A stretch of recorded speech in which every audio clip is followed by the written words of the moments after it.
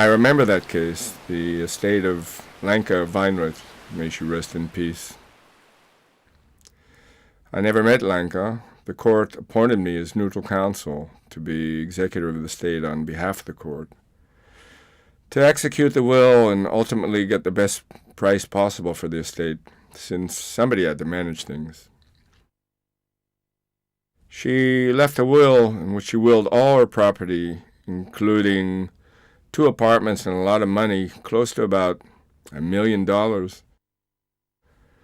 She left it all to a medical institution, and she stipulated that it be donated in memory of her first husband, Dr. Weinrich. The first thing the executor has to do is acquire the property named in the will and then immediately make the relevant notation to the deed, to get his hands on whatever money is in the banks and clarify with the Bank of Israel just what money there is. Lanka was alone. I think she had a boyfriend for some 30 years, Arno Stern, who was himself about 95. In the will, they'd been living in her house, in Lanka's house, and she let him stay there for the rest of his life. She didn't want him thrown out. But besides him, Lanka didn't have any relatives. There was this distant 3rd or 4th cousin who at the time expected there'd be a will that might mention him too, because he'd helped her manage her affairs, but he wasn't mentioned in the will. He was only named as someone who would help manage things. He'd hoped she'd leave a letter in the safe deposit box about something coming to him, maybe something from the contents of the flat, at least something like that, because she'd promised him a few things, a carpet or something. So one of the things we did was go to the safe deposit box, and we opened it together with him. I opened it with someone from the bank so as to record an exact protocol. You write down a precise record so that later you make sure everything's above board, and also you make a record of the whole business. We found a lot of gold coins in the safe, and dollars and euros and in sealed envelopes, about $100,000 worth or more. What stunned me was that the safe deposit box also contained an envelope of photographs, pictures of family, of little girls, and maybe parents or something. I looked at them and thought, what's someone doing with photographs, putting them in a safe deposit box? You keep photos at home. Maybe you want to look at them now and then. What are you doing putting photos? I mean, the second you die, the photos end up in the street, so what's the big deal? It's not like they're made of some special material. Anyway, I took the envelope with the photos. I was really curious that the most valuable thing, because we found jewelry in the house, the most valuable thing to this woman was these photographs, which she'd put in the safe deposit box. Photographs that no one would care about. There aren't any kids, there aren't any cousins. Nobody cares what she looked like when she was younger, what her first husband looked like. And I was curious, beyond having been named the executor, what in God's name leads someone to put photographs in a safe deposit box? Something seemed off about it. All there were was passport photos and some other photos.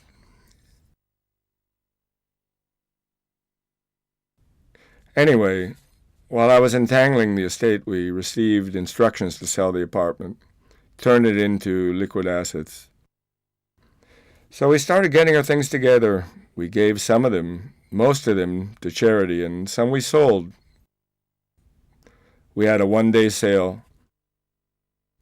And while I was getting all of that going, the sale and the bidding, I began looking on the internet for something about Lanka Weinrich. I'd met with the directors of Ichilov and Tel Shomer hospitals and some others, and I wanted them to bid for her money, and they all would have commemorated her night and day to get that money. All the hospitals in Israel, no argument there. So I was poking around to see if I could find something, some fact, and what I found was that her first husband, He was the one she wanted commemorated. Ernest Weinrich. And I remember it was a Thursday, and I remember his name came up on the website of the Chevra Kadisha. It said he was buried at the Kiryat Shaul Cemetery. He'd been interred in 1964, I think it was. But what jumped out at me was that his yahrzeit, the anniversary of his death, was the following day, Friday. So I said to myself, well, who knows if anybody goes up there, since basically nobody cared about him. So I said, I'll go to the cemetery. It was a Friday.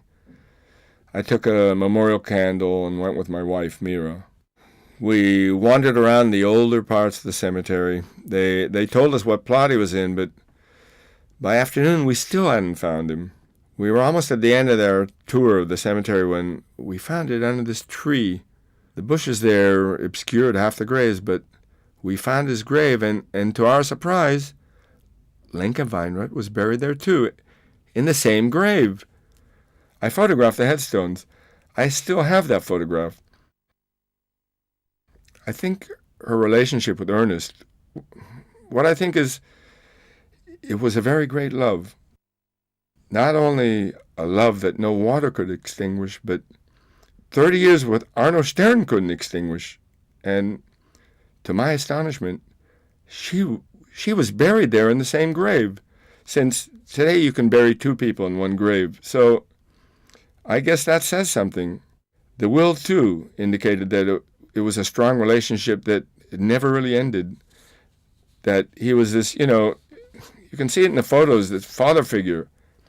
I think he was more like a father. He protected her, and this remained strong between them. I don't envy Stern. How did he last 30 years with a woman who probably closed her eyes at night and thought about her previous man, her true love? So one thing led to another, and I talked to the distant cousin who said that based on what he knew, Lanka and Ernest had come from Yugoslavia. They'd both been partisans. He was a doctor. She met him there in the forest. She was about 15 years younger than he was. It was a love that lasted throughout the war, in the forests. In 1950, they emigrated to Israel by boat, and they lived together. He died. He'd worked at Tel HaShomer Hospital as a pulmonologist. In effect, he made all of her money at that time, and that's why she decided the money should go back to him, should be used to commemorate him and not her.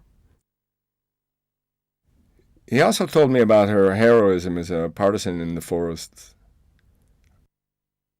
Arno Stern got up and left, and we were left with the photographs. We sold the apartment. During that process, we showed the apartment to potential buyers by appointment. The one who took care of that was Danit, a young, sensitive woman who's employed as a lawyer in my office. And one day, Mrs. Sham showed up from Jerusalem, a religious woman, or kind of religious, conservative. It was hard to tell what she was.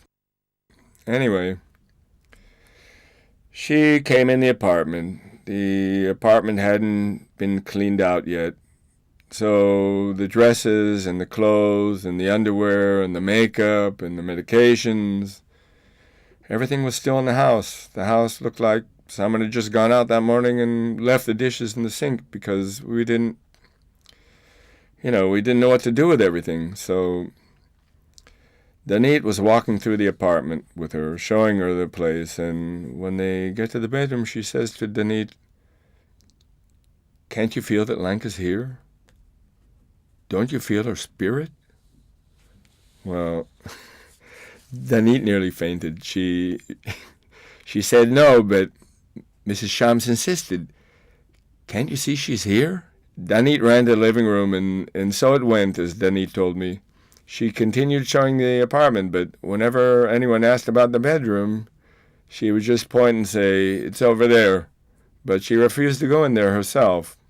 She was afraid to go in the bedroom, as if Lanka would be mad at her or something. Anyway, eventually we opened the bidding on the apartment. It was the final stage. We had 5 or 6 bidders, and we started sort of auctioning the place among them. And the price kept rising, far above any objective estimation of the apartment's worth. It kept rising by tens of thousands of dollars. A few of the bidders got really worked up about it. When we thought we reached the top, this Shams woman, well, whenever anyone made a bid, she'd raise it by $2,000. Whoever said $2,000, she'd match it with $2,000 without thinking. There was this one young guy whose wife's parents had a lot of money, and when they heard it was going to charity, they didn't mind paying more because it was going to a good cause. They all outdid themselves, but Shams kept on with her $2,000, and in the end, she took it. We're sitting to sign the contract. I'm waiting to photograph her ID papers. Meanwhile, we're chatting. We're discussing the terms of payment, and I say to her, you bought it at a rather high price. And she says, I know, but as far as I'm concerned, the bidding could have continued. I'd already decided to buy it.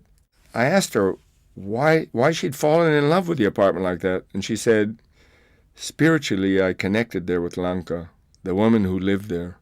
Didn't you feel it? A lot of her spirit is there. I connected to that woman, and it's important to me to be there. I take her ID papers to verify her identity, and I see they were born on the same day.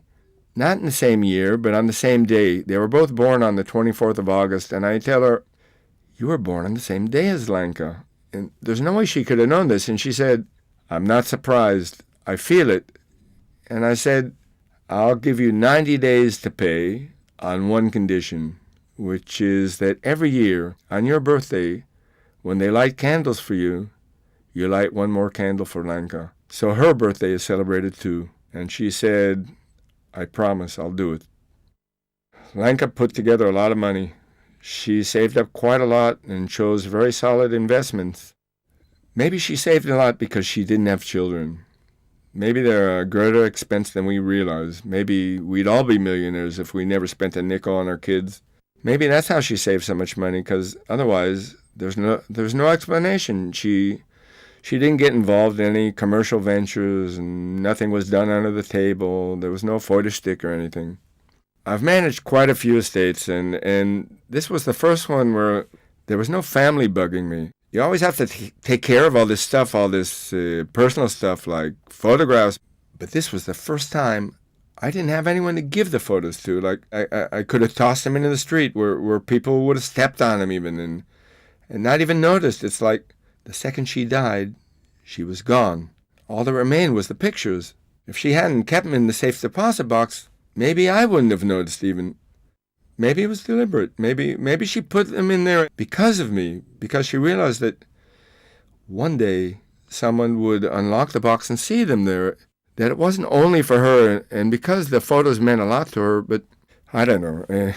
Imagine if somebody wants to see photos of his mother, he has to go to the bank during bank hours and get into a safe deposit box just to see passport photos of his mother or some aunt. It just seemed a bit bizarre to me.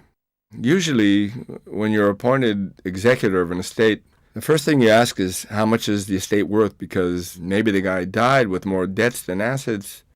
Getting a percentage of someone's debts doesn't seem like such a good deal to me.